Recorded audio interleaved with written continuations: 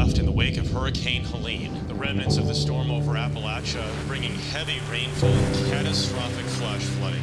This is an unprecedented storm. Communication has been cut off. The aftermath of Hurricane Helene still inflicting maximum pain on communities in North Carolina. Much of the destruction centered on the city of Asheville. Driving through town is even traumatic because we see all the plastic in the trees and the buildings that are all collapsed, and it'll take a while. The River Arts District in Asheville is one of the best known areas in the city. This area along the French Broad River was completely flooded and underwater when Helene came through western North Carolina. The floodwaters leaving behind a lot of mud and debris. Many artists that have studios here not only lost their art, but their livelihood from Helene's destruction. I was in Riverview Station right across from the river. The water went through our ceiling to 4 feet above the next level. So all of the art, all of my masterpieces I've worked on for my life are gone. So all of my furniture, everything was gone. It's hard to fathom. I've never been through anything like it, and no one expected a hurricane to affect the mountains, so we were not prepared. We have been here as Trackside Studios since about 2015. We have almost 60 artists. One of the things we like is the blending of these emerging artists with experienced artists, and they get to learn from each other. And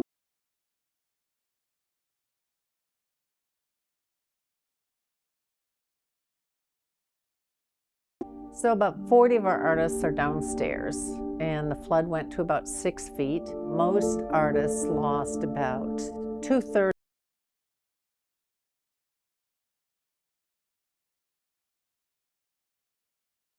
My original finished pieces. I had a working space in Trackside. I lost all but 3 originals out of about 32.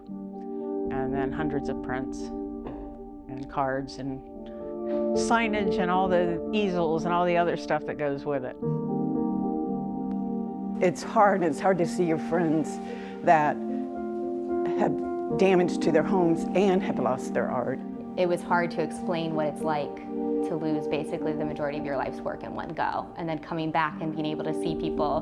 One of my friends was like, "What are you most looking forward to when you get back to Asheville?" And I was like crying and hugging my friends and crying with my friends because they get it.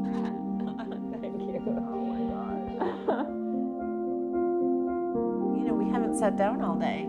No. And so you sit down and it just hits. All of it just hits. The struggle is real. It's a cliche, but it's true. I'm a positive person, so people say, "Wow, you're recovering really great," but it's just intention. And I mean, I will always look for the good and love what is good. And so it doesn't mean it doesn't hurt anymore. Might look like, oh, we're all happy and glad to be together, but everybody's journey in grief is different. Your art's a part of your soul. And when you lose it, it's hard. I told myself, I said, I'm not going to let this storm get me. I'm going to come back. I'm going to be happy. Those pieces are gone. I have to just let it go. So the entire River Arts District is working on bringing life to the section that either did not flood or, like us, is about to reopen. And so the first thing is for people to understand that, sorry,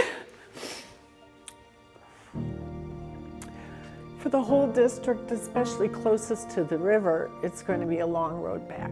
They flooded sometimes a floor and a half. We flooded a basement in 6 feet. So we're rebuilding. We're really lucky. But people are really hurting here. And this is not going to be one of those, like, it's all fixed in 6 months. It's going to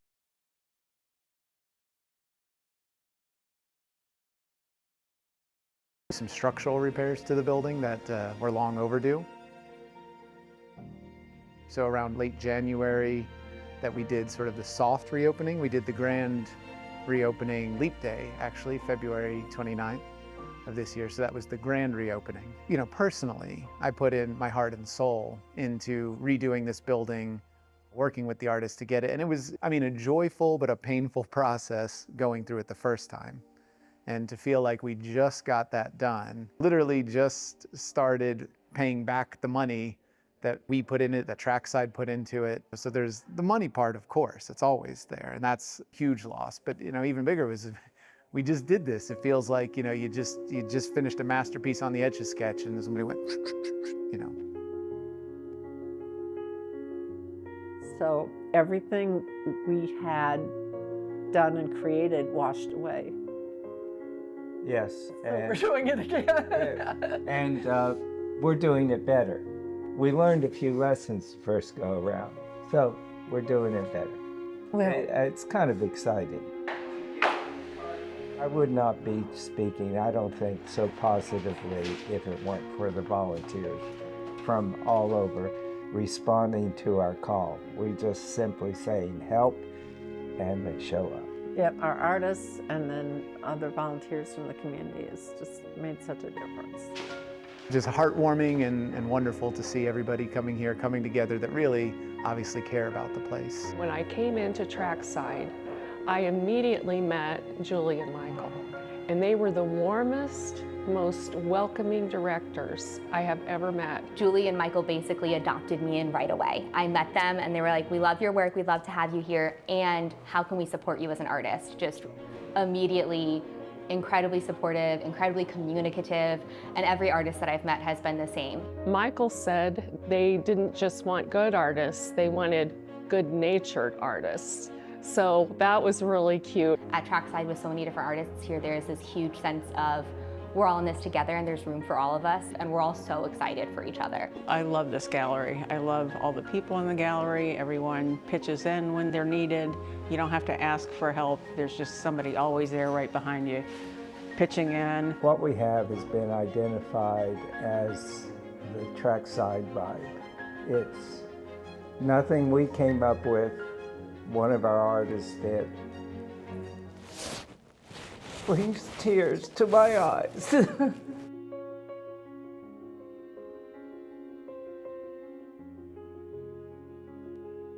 Every time we come together and every time we create art or speak to each other, when we go to something and I see somebody else I knew and loved and knew they lost everything like me, there's a wonderful support. We don't even have to say anything because we know what we've been through, so. There's an unspoken empathy and support that is almost like a net of people that are connected. How are you? Because suffering has a way of opening up that creative sensibility deep inside of the human person. And so I am looking forward to the artwork that emerges out of this experience. I've just never seen the community itself do so much to uplift each other. We didn't think about whether or not we would reopen. We just did it. Yeah. And that didn't happen in isolation. I think it's important to mention the building owner, Sam Hellman. This wouldn't be happening now, this rebirth, without his vision and saying, let's do it.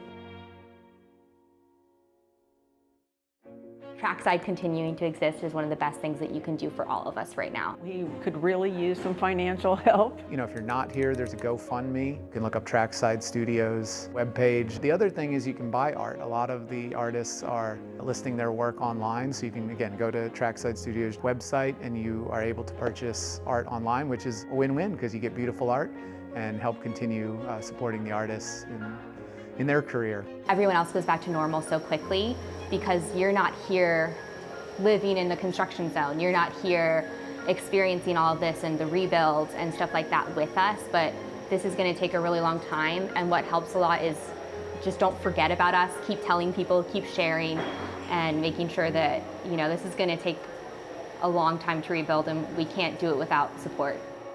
Trackside is coming back, going to be in its full blossom by early winter, and I'm looking forward to what we create. I'm determined to make this fun.